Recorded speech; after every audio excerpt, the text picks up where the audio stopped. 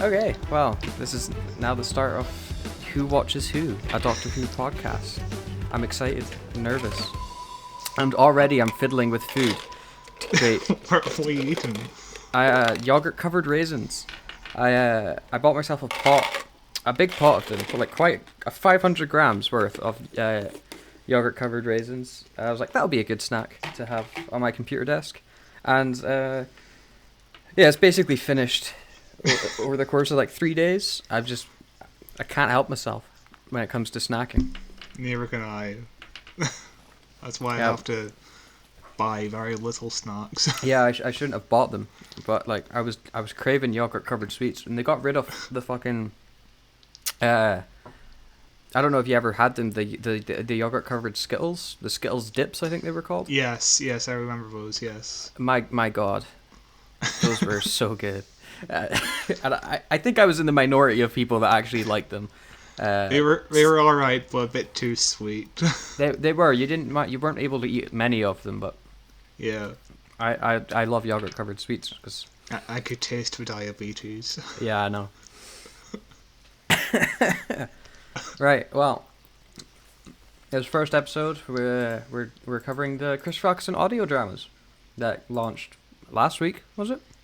COVID time is insane. Yeah, I think it was last week. Yeah, definitely. Last Thursday. It was only, oh my god, it was almost exactly a week ago. God damn. Feels like it's been out for ages now. Yeah. But it saw the return of the wonderful Christopher Ecclestone as the Doctor. In his words, I'm pretty sure, he came back after his long hiatus because it was paying work. So it's nice to see his passion for the product still there. But he didn't half-ass it. That's if. Yeah. He also did it. He was also accepting of it because of his script as well. So it's not like he. It's not like he came in just for like a shitty script, just for money. I'm sure he would have. Like, as he said himself, it's COVID times. He needs work. And but I think the stars aligned. It was something really good came out of it. Thankfully. Yeah, it was great. So what's the plot, Matthew? Explain the plot to us. Oh boy! Oh boy! Oh god! Let's see if I can remember off the top of my head. So, I listened to all 3 episodes over the course of this past week. I just finished the 3rd episode, so you'd expect it to be very fresh in my mind.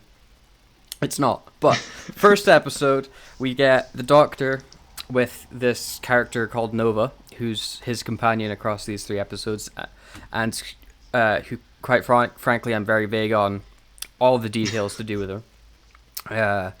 And then the first episode starts with Nova dying. She gets taken away by the. Oh my god! Die. Well, you're led to believe she's dead until later in the episode. By the Ravagers, I want to say, did it, and they sent her forwards. Well, she got captured by a time eddy.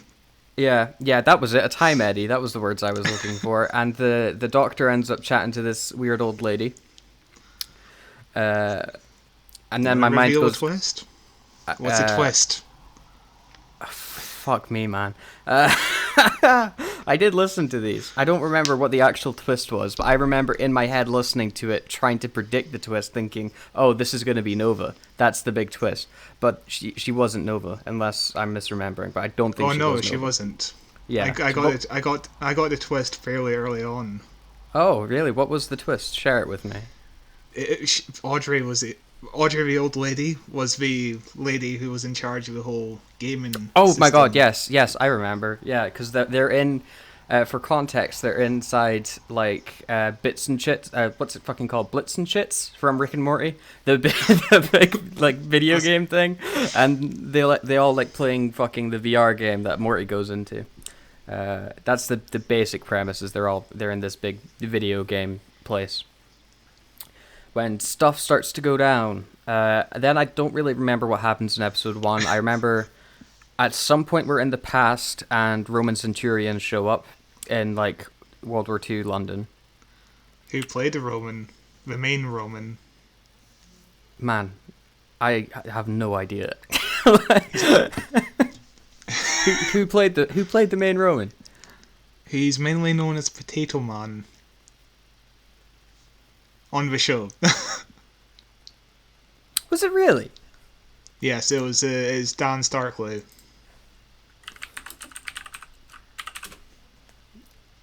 Oh my goodness! No way.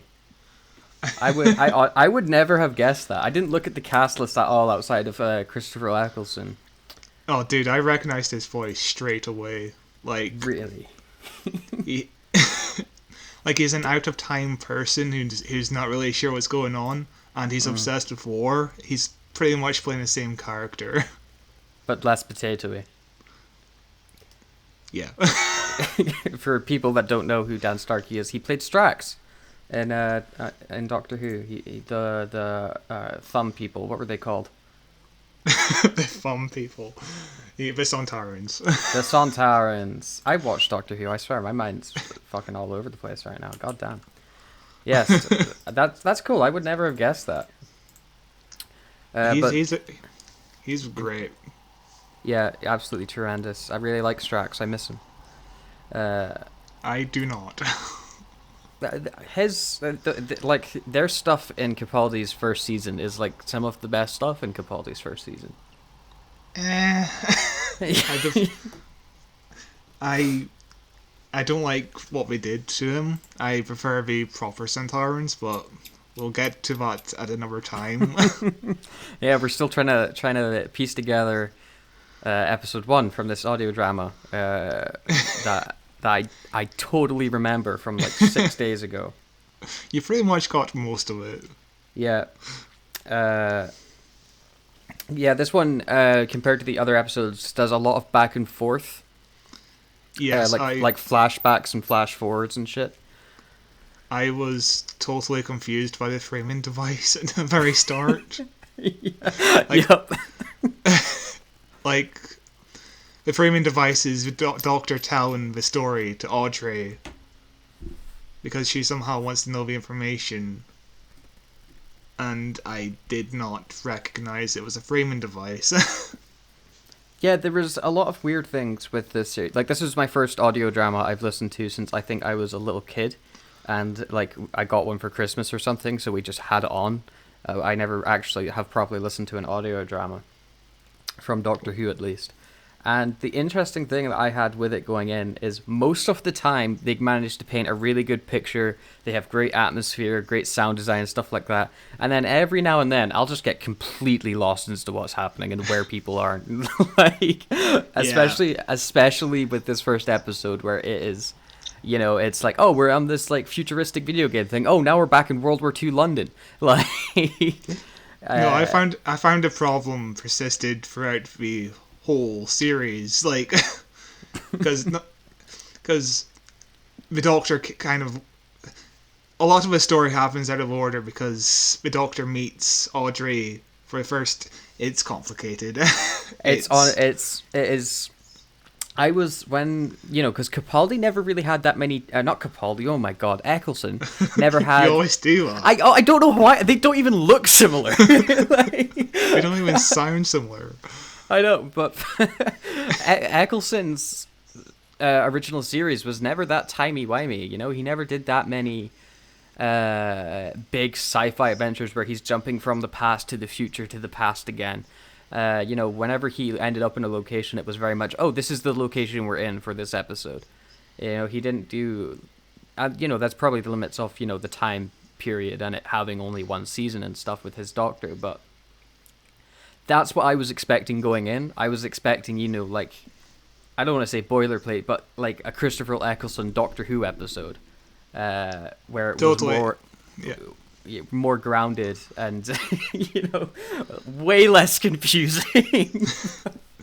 Because Russell's whole intent in the first series was to have all the stories set on Earth, so everything's relatable. Occasionally they did go off Earth, but it was like a satellite system just hovering above Earth. as Earth gets destroyed, and what's more relatable than that? There was a tree lady. Oh yeah, she died. She that did. was funny. Her arms caught on fire. But she was scary.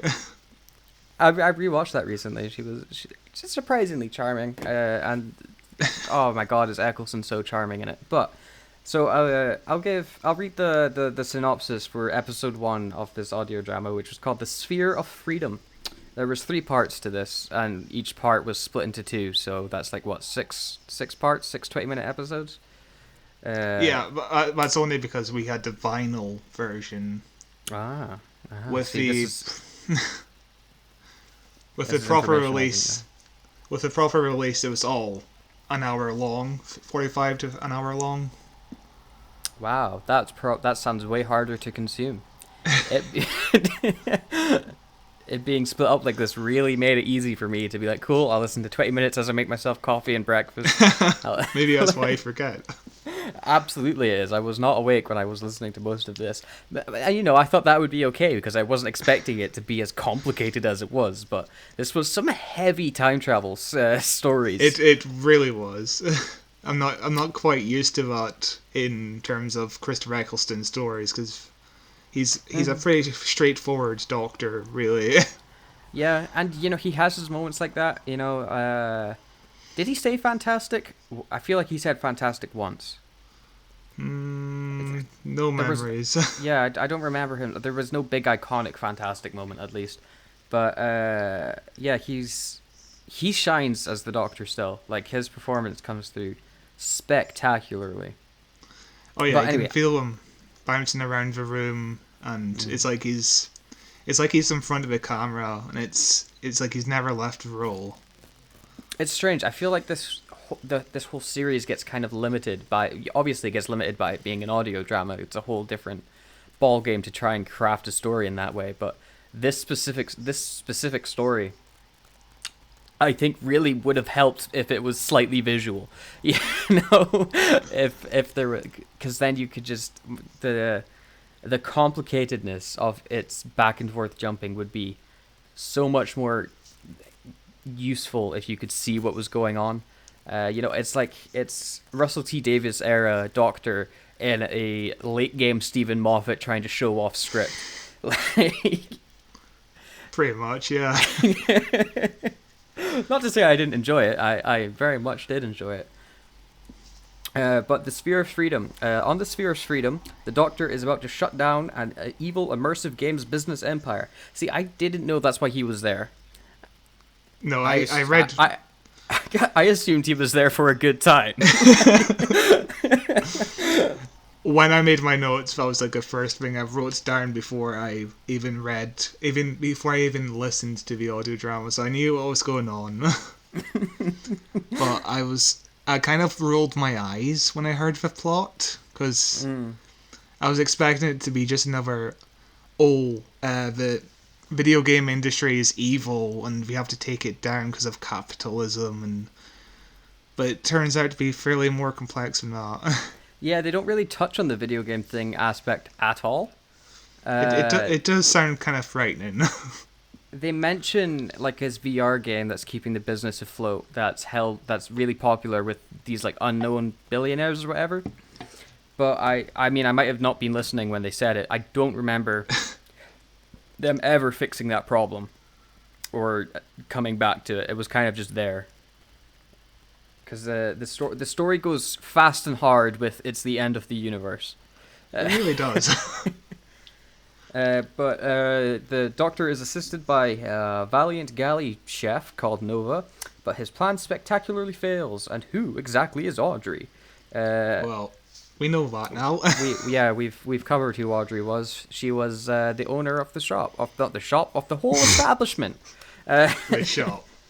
Yeah, and the first episode. How does the first episode end? It ends with the Doctor being captured by Time Eddie, doesn't it? He's like. Do you remember? I wish I could tell you. He was in space and he saw stuff. He basically, I think he saw the Ravagers far off in the distance, And Audrey was like, "Oh no, we're gonna get you, Doctor. You better not get close." And of course he got close. That silly Doctor. Episode 1, I thought was okay. It really, Christopher Ecclestone made it fantastic. Get it? Get what I said there? And I feel like it was a decent enough intro. They set up the villains with these time eddies and ravagers, whatever the heck they were, and stuff like that. Episode 2, which I think we'll probably move into talking about, Cataclysm. Hold on. Can I get my thoughts for episode 1 first? Absolutely not. Absolutely not. Yeah, give your thoughts.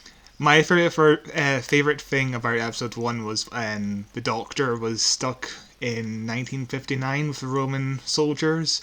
It reminded me of a Torchwood episode where people start getting misplaced in time, and there was like diseases and shit from the past and future, and nobody knew what to do with them. There was Roman soldiers everywhere. It's much more. It's a great concept. It's much better utilized here, I thought, and I thought it was great fun. Yeah, I thought that aspect was really fun. See, I didn't think they utilized it enough. My favorite moment with it came in, I think it was episode 3. And it's just the one thing that I did like about these 3 episodes is they brought back a lot of stuff that were really apparent in Ecclestone's series, like the psychic paper and stuff like that. And yeah. But my favorite bit is it was like just an offhanded comment when the TARDIS is showing back up in that time period, and then suddenly all the Roman soldiers start speaking English again.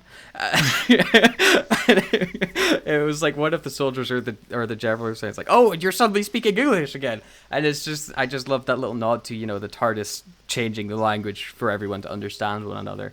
And that is just a tiny little piece of actual canon Doctor Who lore that stayed semi-consistent throughout the series that they're calling back to, and it made me smile. Apart from in Let's Kill Hitler, where the Germans start speaking German even though the TARDIS is present. Yeah, I said semi-consistent. If you could find one solid piece of Doctor Who lore, then the Earth is flat. Like nothing is true. You actually like Let's Kill Hitler, don't you? I think it's fun. You are wrong. I'm a big sucker for most Matt Smith, Amy, and Rory episodes. You disappoint me. Hey man, Moffat's great. Anyway, we'll move on to Cataclysm, which was episode 2. Unless you have any more thoughts, I don't want to be interrupting you again. Okay. No. Phew. Crisis averted. Cataclysm, where Nova is dislocated in time while the time eddies are out of control. That's a lot of time in one sentence. Meanwhile, the Doctor is about to face the end of the universe. Or is that just the Battle of Waterloo? I don't remember basically anything from this episode. Why don't you tell us the story, Scott? Okay, so I actually made some notes. Wow, look at you being professional. We start off in a forest where we find Nova. It's where she lands. She's surrounded by security robots. The robots want to give Nova a brain wipe because she's too intelligent / imaginative. Been there. We've all been there. Some other stuff happens. You could sum up most things with that. With some other things happened and then it ended. Dude, I listened to this like 5 days ago. I know, like I listened to episodes 1 and 2 fairly close together, and then I got really busy and I only just listened to episode 3 now. So. Do not listen to our podcast if you want to know what the plot is. Yeah, you listen to the audio drama, then you come here for our brilliant, insightful, delicately worded review. I also wrote down the Doctor arrives at the wrong time, finds out he somehow caused everything bad to happen, and the Doctor traces Audrey in the past. He begins to get affected by a node in the suitcase. None of this is ringing a bell for me. Audrey is on like her home planet that's about to get destroyed, Krypton style. Right. Remember? I don't. I remember. Were they ever at the end of the universe at one point? Pretty much. Because I feel like I feel like at one point the Doctor ends up at the end of the universe talking with Audrey.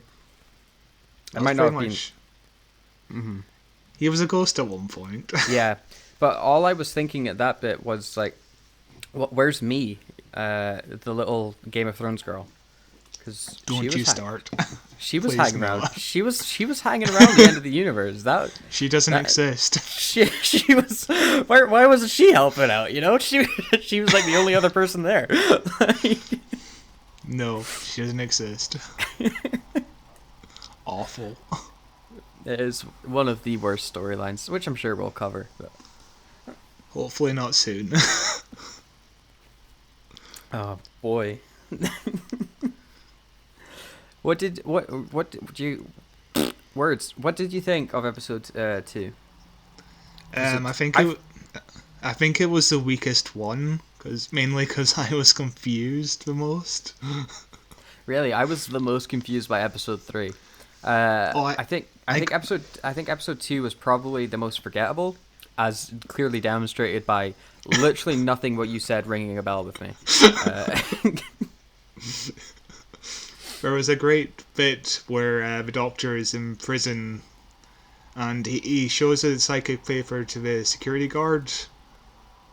Oh my god, yes, I do remember that. Yeah. That was a fun bit. That's the stuff I liked about it. And I feel like kind of the stuff I wanted to see more is I wanted to see more of that Russell T Davies era of Eccleston, you know, with the psychic paper and the pointing his sonic screwdriver around the place and the gay moments, staple of Russell's era.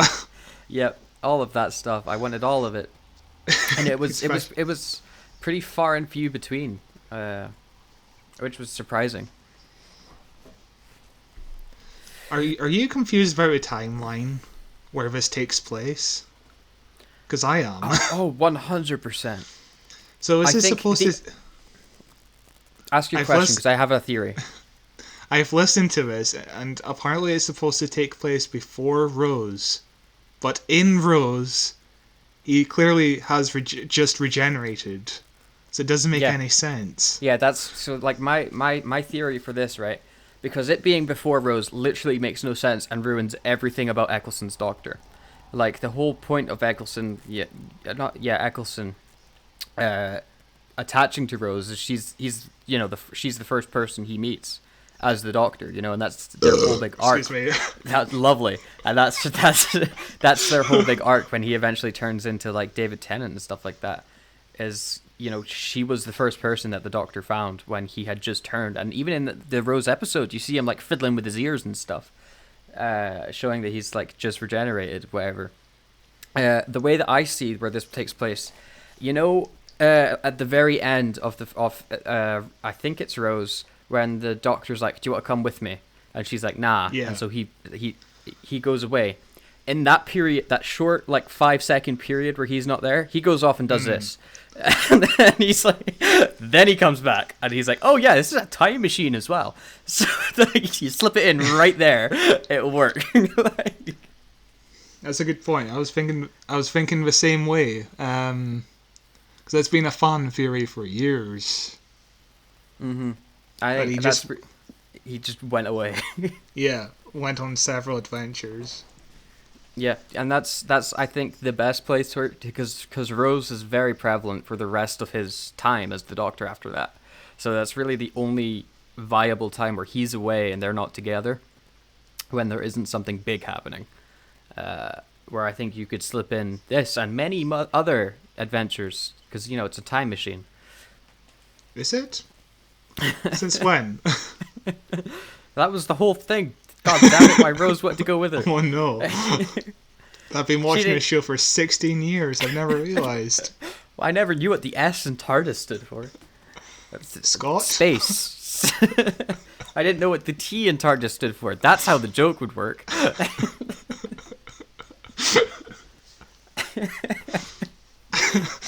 And then we'll move on. We'll move on to episode 3. If you've got any final thoughts for episode 2, I think we've given our final thoughts, honestly. Yes. But yeah, episode 3 was called. Oh, there was a point where I thought that Audrey would turn out to be the time meddling monk. Do you know anything about the time meddling monk? Everything I know about the time meddling monk is the name, the time meddling monk. I know what he looks like, and I know that Stephen Moffat was a big fan of him, because he's mentioned him several times in interviews. But that's about the extent of my knowledge of the time meddling monk. So enlighten me. Basically, a time meddling monk was someone who meddles with time. Are they also a monk by any chance? How would you guess? How do you know? I am Doctor Who, the TV program. So I the TV program, not the character. Yeah, the TV program. But yeah, I thought she was a time meddling monk who basically went around to different time eras, meddled around a bit, basically making wars happen differently. Like, I don't remember that episode too well, but it happened. See, what we're doing here is we're laying the groundwork for all these different episodes we can revisit and vaguely remember as we talk about them. Pretty much, yes. Episode 3 of the Ecclestone's Return, the big finale to this storyline. Are there more coming after this, or is this the set? I don't know. Oh yeah, there's gonna be like 3 more sets. Oh boy, there's a lot more coming. Maybe the next ones will be less timey-wimey. But this one, rather confusingly, I thought was called Food Fight. Right up until like near the end, where the machine says the food fights back. And I was like, wow, that's a really convoluted way to get to the title. I didn't even catch that. yeah, it is the food fights back, and that's why it's called Food Fight. But I thought Food Fight was a terrible title for this. The TARDIS is starting to get a little bit crowded. Audrey finds herself haunted by a ghostly doctor. I had almost no idea what was happening with that. Like, I was so lost for most of this episode. I finally got it near the end. I got it at the end. I remember that, but I don't remember how I got it. I understood it at the end when the Doctor runs up to Nova and is like, "Oh, I know you, but you don't know me because we met in another timeline, but that timeline's no longer existent." And so I went, "Ah, cool." So all of it was pointless. So I didn't need to understand anything that just happened because you reset it, you wiped it clean. Good stuff. But basically, if I'm remembering rightly, in the future, Audrey is getting video messages from the Ghost Doctor, who's telling her off, or he's been with her whole life. In the past, she got those messages, and that's how. Yeah. Yeah, it was the Doctor's future, but her past. It kind of like River Song. I was about to say it's some River Song stuff happening, at least, but I feel like I understand the River Song stuff better than I understand what happened in this episode. Like, this as a finale, I thought it was okay. You know, I thought it was great. It sets up the Doctor running off with Nova to set up their next adventure. I think Nova's a fine companion. You know, they're relatively bland as far as personality-wise goes, but isn't every companion the Doctor's ever had? Besides, like, 1 or 2. Pretty much, yes. We all fall under basically the same characteristics. Yeah. We're here to give exposition. What's this, Doctor? Explain it to me. Well, it's just the Jodie companions. I feel like a lot of the companions were like that. You know, Rose in her early days. Donna was like that, but she was more fun with it, and she was more bombastic. I don't remember much of Martha's time as the... She was sad, but the Doctor was still in love with Rose. So sad. Hashtag. She got hard done by. I feel like she could have been a really good companion. She was. We'll get to her at some point, but I really liked Martha.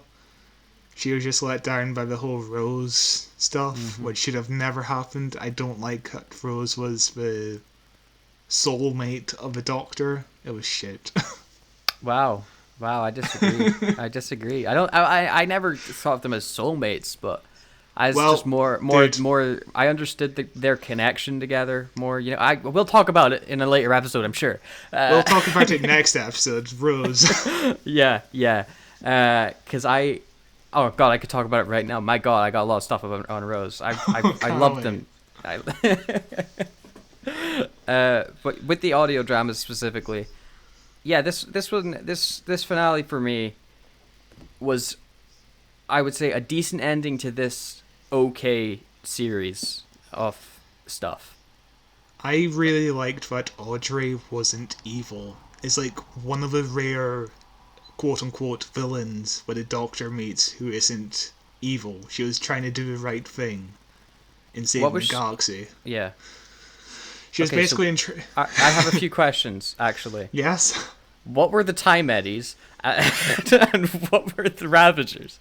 The Time Eddies are basically like wormholes that open up and send people through other time periods.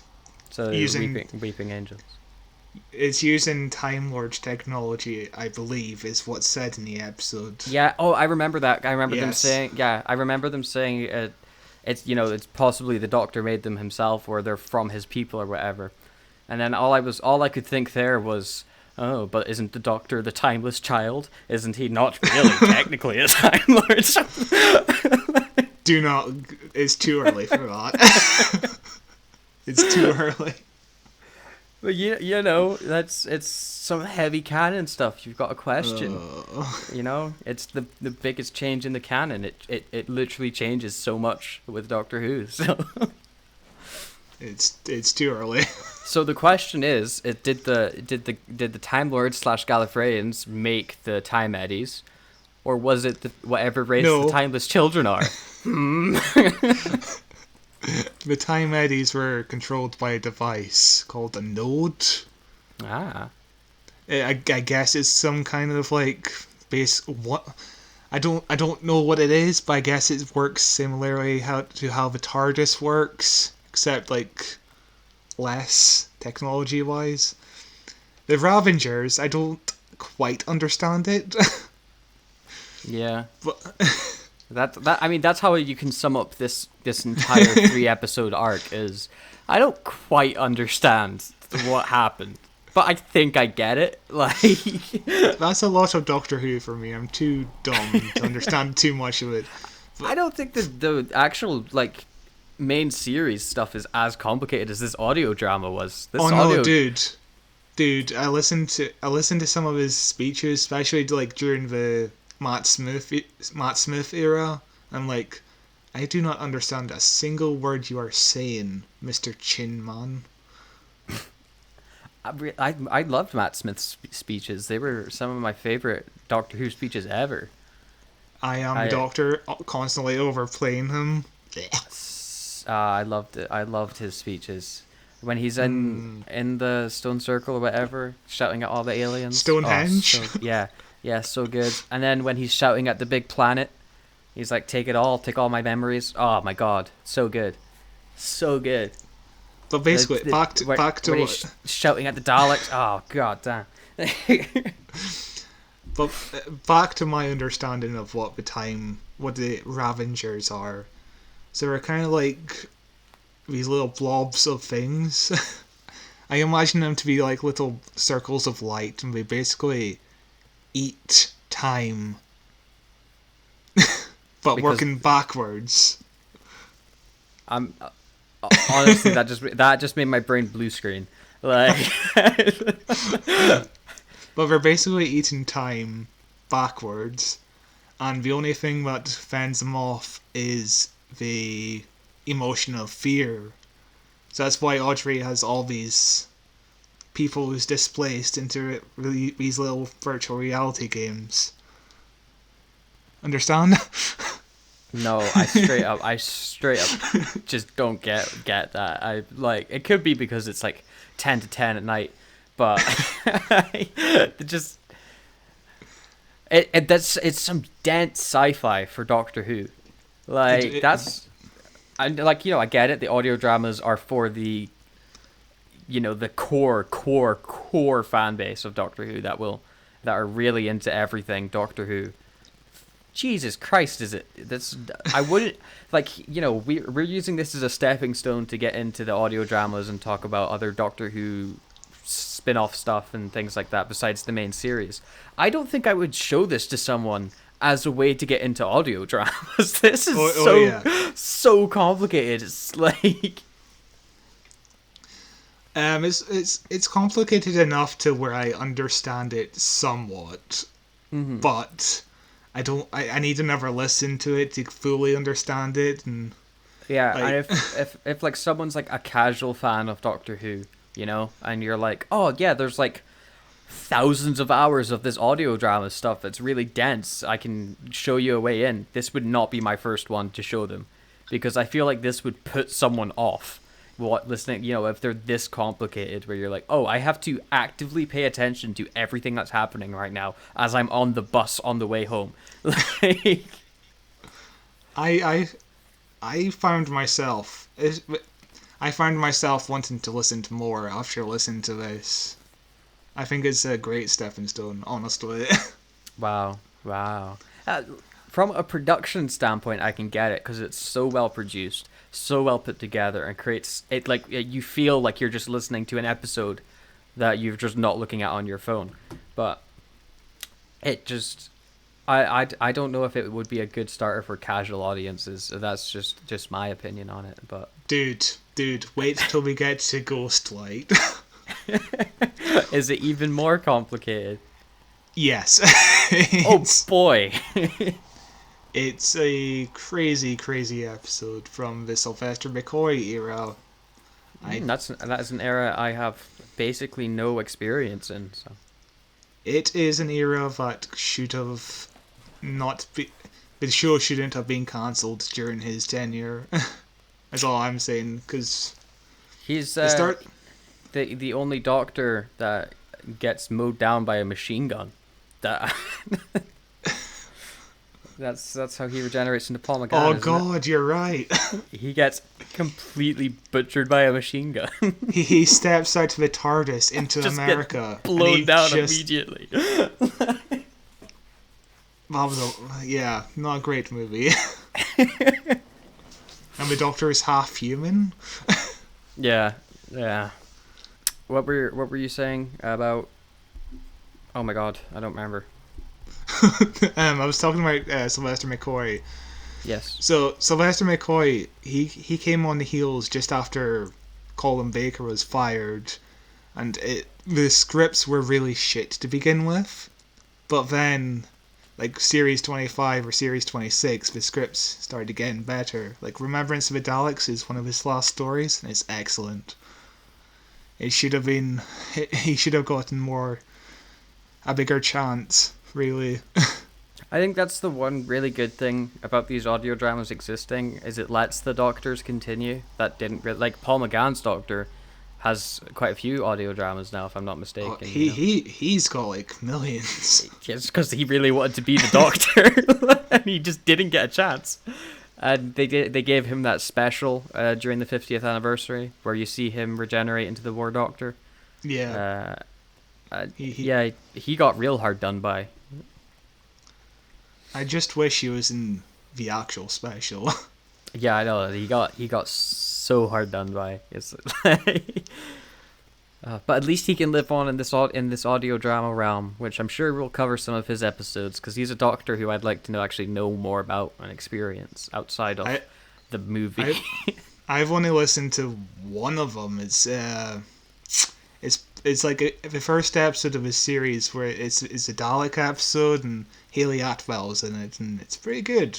That's all I've listened to, though. I think it's on Spotify. A lot of them are on Spotify. Yeah, there's a fair few. There's like a big playlist with a collection of them on Spotify. Going back from that massive tangent we went on there, Did you listen to any of these bonus track stuff that came with the audio drama? There's a behind the scenes music suite and a CD edit. I listened to about half an hour of special features. Pretty interesting stuff. But you got any juicy tidbits? Not really.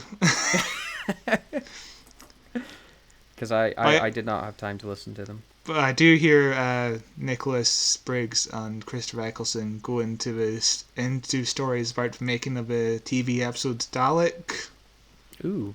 So there's some stories there. Chris talks about why he returned to the role and about his father who died of dementia, which is you should listen to his book. It's pretty interesting. It's good stuff. Another thing to add to the list of the 1 billion things I have to listen to / watch. There is too much out there. It doesn't stop, and if you stop consuming for one moment, you've fallen behind on 10 shows. But dude, Nicholas Briggs is excellent. We cannot praise him enough here. No, absolutely fantastic. And the strangest deal possible with BBC. I don't think anyone else could pull off the same sort of thing he has with them. You know? Yeah, he basically has the license to make fan fiction. It's yeah, fan fiction, which you could probably consider canon. It's the proper actors, proper setup and stuff. But dude, he's basically been involved in these I don't call them fan functions. I'm sure after they're done they are. I don't call them fan fictions, but his first role was in Wartime in 1987. He was an actor. It's a movie it's a spin-off of Doctor Who. It's starring Benton from the Pertwee era. You don't know him. I'm seeing you shake your head. I probably know his face if I saw his face. But I don't know the name off my top of my head. Classic Who is my blind spot. But dude, he basically went on to create episodes of A Stranger, which was basically Doctor Who, but just not called Doctor Who. Colin Baker played a character called The Stranger who mysteriously appears in different time periods, I guess. I haven't seen it, but we will cover it eventually. 8-part British mystery thriller. I can speak. Yeah, it sounds interesting. I don't know if that's it. That could be the Netflix one. Because there's apparently a Netflix show called The Stranger, which came out in 2020. Oh, I've seen it. It's terrible. It's based off a book. It's also, a solid. Don't watch that on Netflix. It's meh. if you look up Nicholas Briggs on Wikipedia, under the section education, the only thing that's under there is he went to college with Mr. Blobby. Oh my god, it is. Briggs went to Rose Bruford College with Barry Kilbury, who's better known as Mr. Blobby. There's nothing else for his education, what his studies were. What else do you need to know? That surely encapsulates all of it. Mr. Blobby is the Doctor Who villain who never was. He's terrifying. Yeah, he is terrifying. It's a very 90s costume, isn't it? It really is. Here's the question. Is which Mr. Blobby did he go to school with? Because there's been 3 Mr. Blobbies. There's George McGill, Barry Kilbury, and Paul Denson, who's the most recent Mr. Blobby. Apparently there's still Mr. Blobby around as early as 2017. He has a child? What? Baby Blobby? What? He has a wife as well, apparently. Oh god. Baby Blobby looks like Flubber. What? Do you remember his song? No, I don't. It's a Christmas song. Blobby, oh Mr. Blobby. It's awful. Mr. Blobby song. I'm sure we can play a little bit of it on the podcast. Well, the music video is absolutely amazing. Cool. I'm gonna include this link in the show notes in the description because my god, this video is insane. 10 seconds in. What?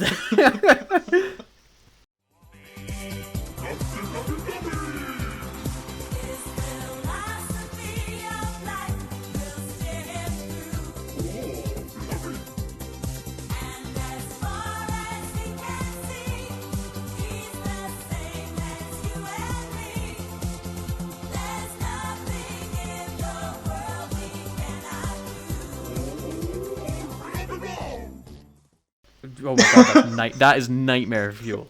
That It really is. Absolute nightmare fuel. Apparently, Mr. Blobby is going to be in pantomime this year. He's in Peter Pan for some reason. Gets around that, Mr. Blobby. I wonder if he plays Captain Hook. That would be interesting. Comment under one of the under this song. This looks and sounds like a cult's theme song to Brainwash. I like how we got into Mr. Blobby on a Christopher Ecclestone video. Right. I mean, the two connect so clearly. But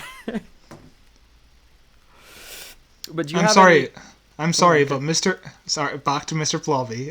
Yeah, the important thing on this Doctor Who podcast is the life and adventures of Mr. Blobby. So when Mr. Blobby was released, it beat Meatloaf's "I'd Do Anything for Love" in the top 10 charts. How? That's insane. That's insane. The song is terrible. Is that Jeremy Clarkson? That's Jeremy Clarkson in the music video. What? Why is Jeremy Clarkson in it? It's something else. Yeah, I highly recommend. How did we get to Mr. Blobby in a big finish? Because Nicholas Briggs went to school with him. You can't bring up Nicholas Briggs without mentioning his much more famous friend. But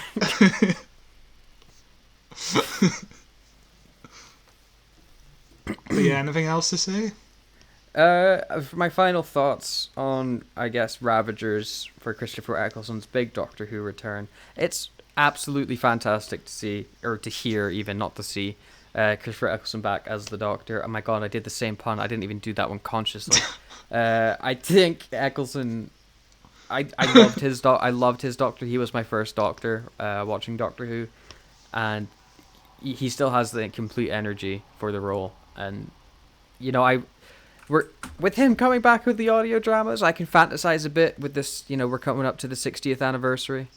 You know, there's every possibility. Maybe he'll come back this time. Maybe he'll come back. I can dream. There's no way. No way. I'm sure if they offered to pay him a lot of money.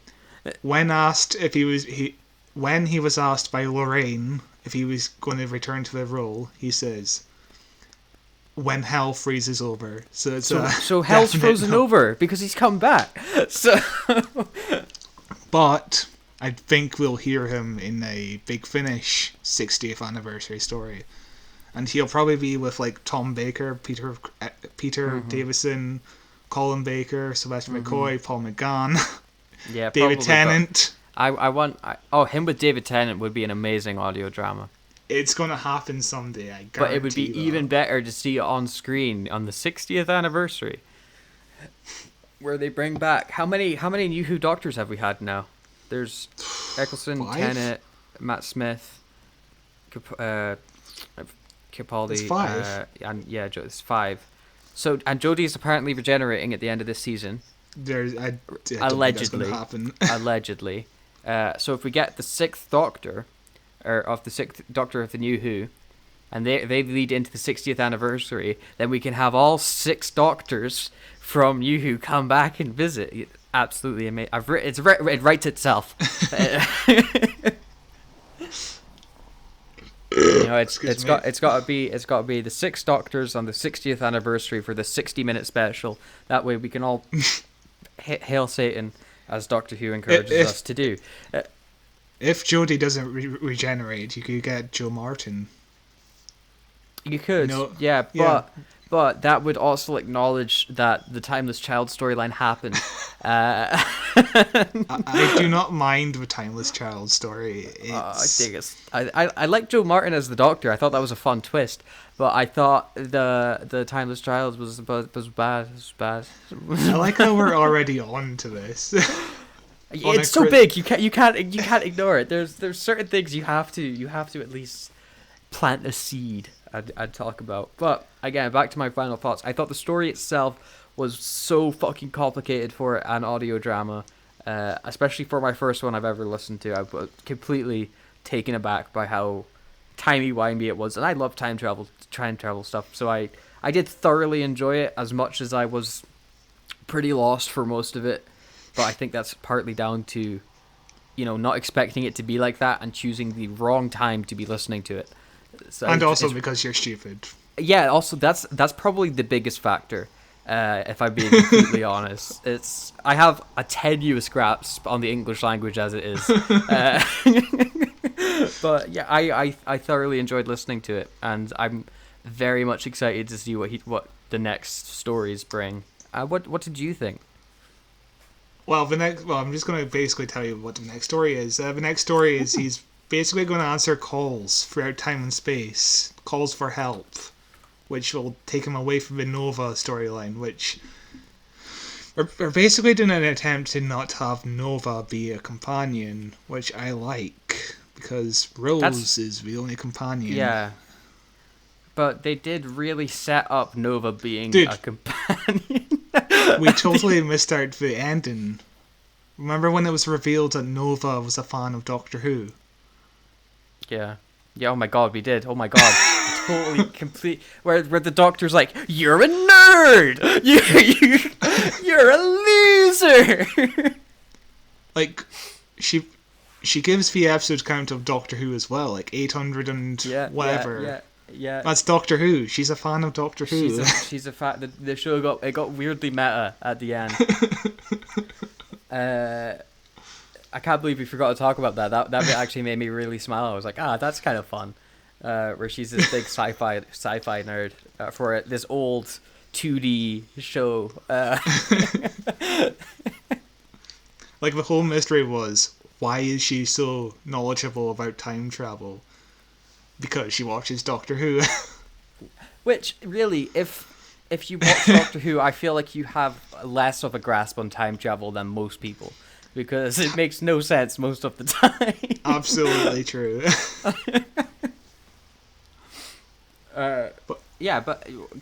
Continue. So what were your thoughts on the series as a whole? This set of stories. I was also very confused, but more open to being confused. That's because you're also stupid, but you're more open. But I think I like classic Doctor Who where it's almost confusing to the point of being too confusing, but at the end when the Doctor explains it, you're like, I think I get it. I think I need to give it another listen. That's my thing.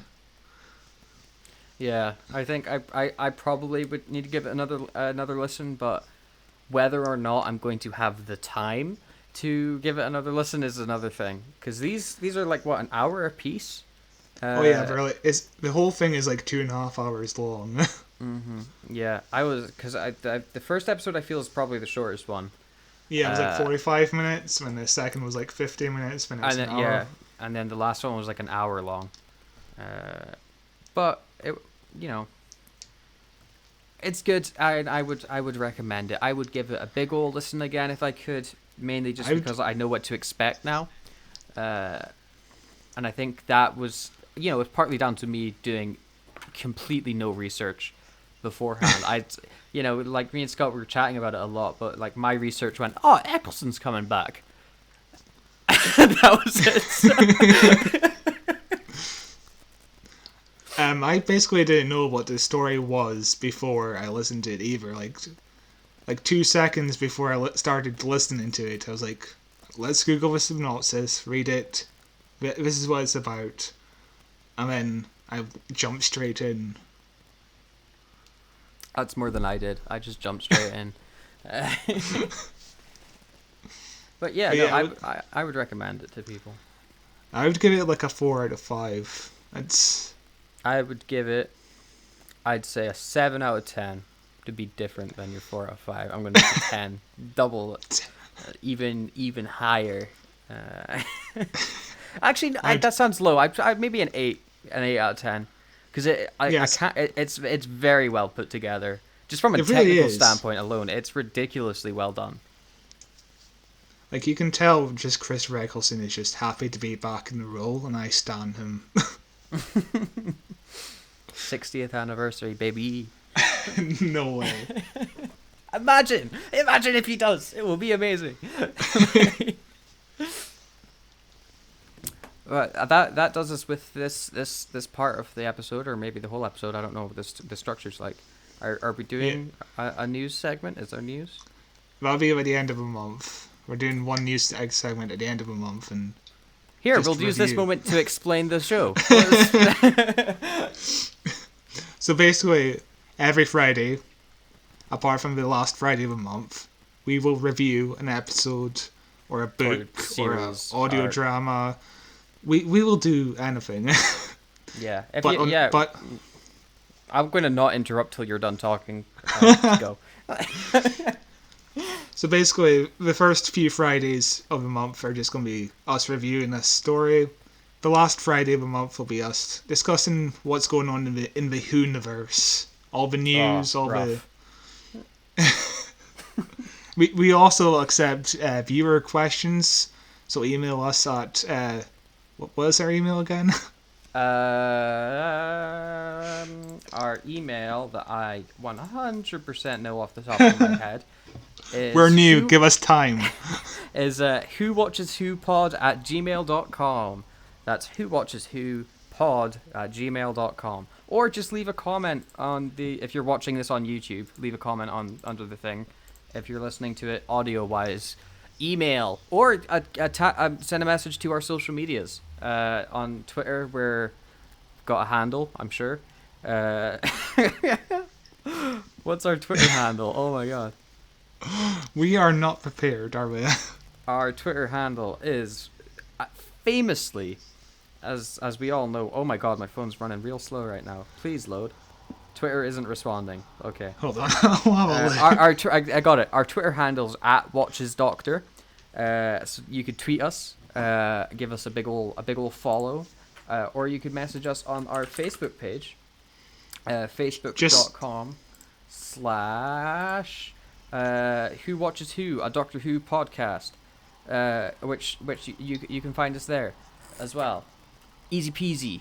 All our links will be down in the description below if you're watching on YouTube or anything. Yes, they'll also be in the description for the audio podcast, which you can get on any audio device and any streaming service that does podcasts, be it Spotify or their RSS feeds like Podcast Addict, and I think it's everywhere but Apple Podcasts, because Apple is smelly. Yeah. An apple a day keeps the doctor away. Haha. Get it? That's why we're not there.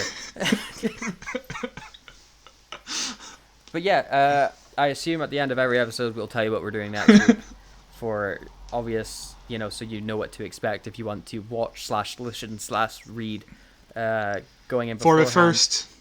So next week we're doing the big old news roundup. Hurrah! There's no... the news this month has been kind of depressing, but we'll keep it light. It's been so depressing. My God. I hope you're ready to be sad. We're going to keep it light for the first episode. We're not going to talk about any real life situations regarding two awful... Well, one awful, one maybe awful. Yeah. And one person who's that may be awful, who's getting way more hard done by than I think they probably should, and the other one who's not getting hard done by enough. So yeah, we'll talk about it eventually at some other point, but not next week. Next week we just want to have fun talking about all the stuff. The week after that we'll be doing Rose, the first episode starring Christopher Ecclestone, which is way less complicated than this episode. It's like a completely different show. It's it really ridiculous. Is. A lot more burping than you'd expect. Not from me. I burped twice this episode. You'd be perfect in season 1 of Doctor Who. Oh yeah, the bin burps, doesn't it? Yeah, the bin burps. And after eating an awful man. Yeah, then later on you've got the Slovene, they fart all the time. A lot of potty humor. It's because season 1 didn't know what it was. Like, they're still trying to figure out the tone. For the first half, at least. But we'll cover. Yeah. We'll get to that next week. Well, Yeah. the week Or after next. The week after next. Yeah. What is time? Haha. Maybe it's next week already. Maybe next week's been wiped out by time fuckers. Who knows? Time fuckers. Yeah, that's my spec script for my next Doctor Who arc that the BBC is definitely letting me write. Maybe for Torchwood. I'm sure it was pitched.